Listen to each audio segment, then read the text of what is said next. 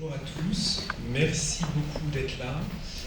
Je pense encore quelques personnes qui vont arriver. Je m'appelle Mathieu Bonicel, je suis conservateur de la bibliothèque du musée d'Orsay et je suis correspondant pour la France du bureau du CIDOC, le Comité international pour la documentation, dont nous allons pouvoir vous reparler tout à l'heure. Je vous remercie beaucoup d'être là. Je remercie beaucoup l'ICOM France, Émilie Girard, notre présidente, et Anne-Claude Maurice, notre directrice générale, de nous avoir aidé à organiser cette journée. Je remercie beaucoup Yannick Lintz et toutes les équipes du musée Guimet, Vincent Villeret, qui nous ont très gentiment accueillis dans ce lieu magnifique. Je vous inviterai à passer une tête par la fenêtre pour voir le très beau pavillon de thé japonais que vous avez derrière vous dans le jardin, si vous ne le connaissez pas. Et je suis très heureux que nous ayons pu le faire ici. Lise va vous dire deux mots du grand projet qui se préfigure ici, puisque symboliquement, nous allons parler de documentation dans un lieu qui va prochainement être entièrement dédié aux questions de documentation. Et voilà, donc je laisse la parole à Lise pour vous présenter la Villa Guimet. Bonjour tout le monde. Je vous lève parce que je ne vous vois pas très bien. Alors tout d'abord, bienvenue à la Villa Guimet, future Villa Guimet qui se tiendra donc dans cet hôtel particulier, l'hôtel Edelbach, à l'horizon 2030. Je suis ravie de vous accueillir ainsi que toutes les équipes de la Villa qui sont ici présentes. Christina Cramerotti, la directrice de la bibliothèque de recherche. Édouard qui doit intervenir cet après-midi, Édouard de Saint-Tour, qui dirige le département des photographies, Anania qui s'occupe de la documentation scientifique, qui est aussi dans cette salle, je ne vois pas, mais elle est là. Voilà. Donc nous sommes vraiment ravis de vous accueillir sur ce lieu. Donc la Villa Guimet, j'ai été donc recrutée ici au musée Guimet en mars dernier pour préfigurer le centre de recherche et de ressources sur les arts asiatiques. Que l'on nommera donc la Villa Guimet, puisqu'elle est destinée à accueillir des chercheurs, des artistes, travaillant sur la question des arts asiatiques. J'ai prévu quelques images pour vous présenter globalement le projet, qui s'inscrit vraiment dans la stratégie internationale et territoriale du musée Guimet. Donc le musée Guimet a un projet d'établissement qui s'appelle Guimet 2030, et qui donc prévoit la création de ce grand centre de recherche sur les arts asiatiques ici à l'hôtel Edelbach, le musée principal à Iéna et un musée dédié aux cultures du Japon au musée d'Enri. Donc c'est cette identité des trois sites de Guimet qui vont prendre forme en 2030. La Villa Guimet, c'est d'abord donc une nouvelle organisation, le temps qu'on fasse les travaux ici et qu'on aménage et qu'on pilote ce projet architectural. Cette villa réunit donc les services de la bibliothèque, de la documentation, des archives, des photographies. Et donc s'accompagnera d'un projet architectural à l'horizon 2030. Il renoue donc avec l'ADN du musée, puisque Émile Guimet, son fondateur, voulait vraiment un musée et une bibliothèque. Voilà, les principales missions de la Villa Guimet sont d'étudier, conserver et valoriser tous ces fonds, de développer la recherche au niveau international par l'accueil de chercheurs et des programmes innovants de recherche et de création. Évidemment, nous avons une réflexion avec toutes les équipes scientifiques de la conservation pour la mise en place d'un plan stratégique quinquennal de la recherche. Et puis valoriser et diffuser ces résultats des recherches par les programmations de conférences, séminaires, activités culturelles.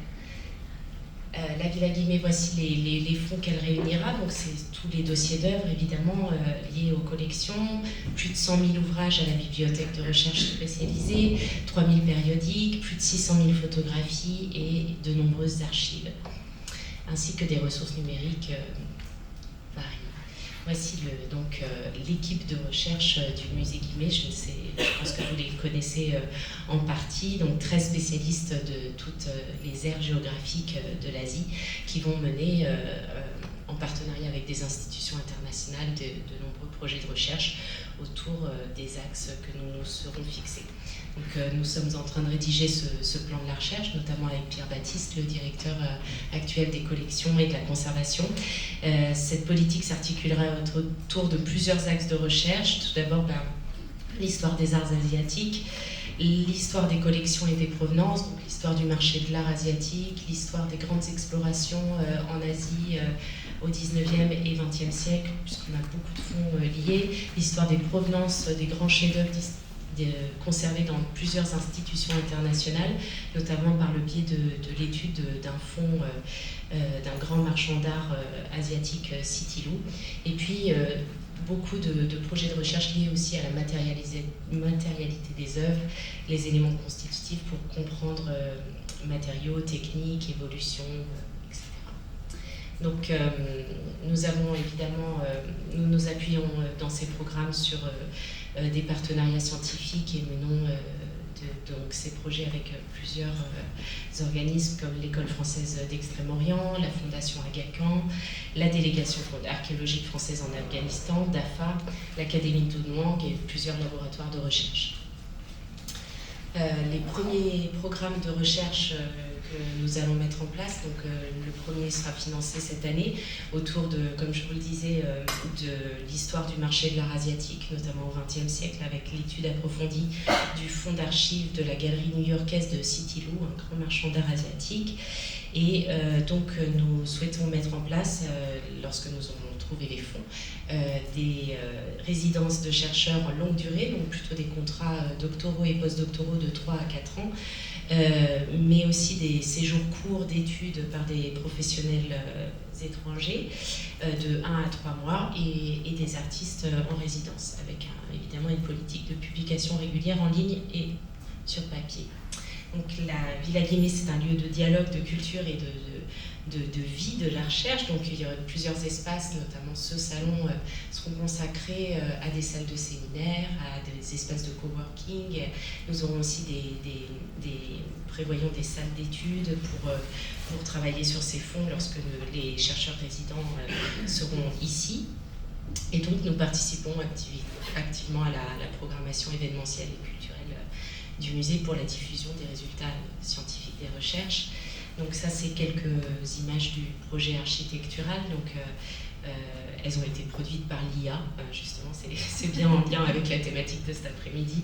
On a transformé le salon Pelliot, c'est plutôt l'IA qui l'a fait, mais c'est pas forcément idéal, mais ça donne un aperçu, en gros, qu'on veut une salle de consultation et de lecture qui soit vraiment, qui donne la part belle au libre accès, et puis des magasins pour les éditions rares et précieuses, mais aussi des espaces donc, de séminaires, de convivialité, pour accueillir le public et les chercheurs. Voilà, donc le budget a été prévu sur 5 ans, il s'élève à peu près à 20 millions d'euros, 17 millions consacrés à la rénovation architecturale de l'hôtel Edelbach et à la création de réserves au sein du sous-sol. Et puis, bon, évidemment, 5 millions pour le fonctionnement et pour l'ensemble de ces résidences de chercheurs. Voilà. Je vous remercie. Et très bonne journée. Je vous quitte ce matin, mais je serai là cet après-midi. Merci beaucoup.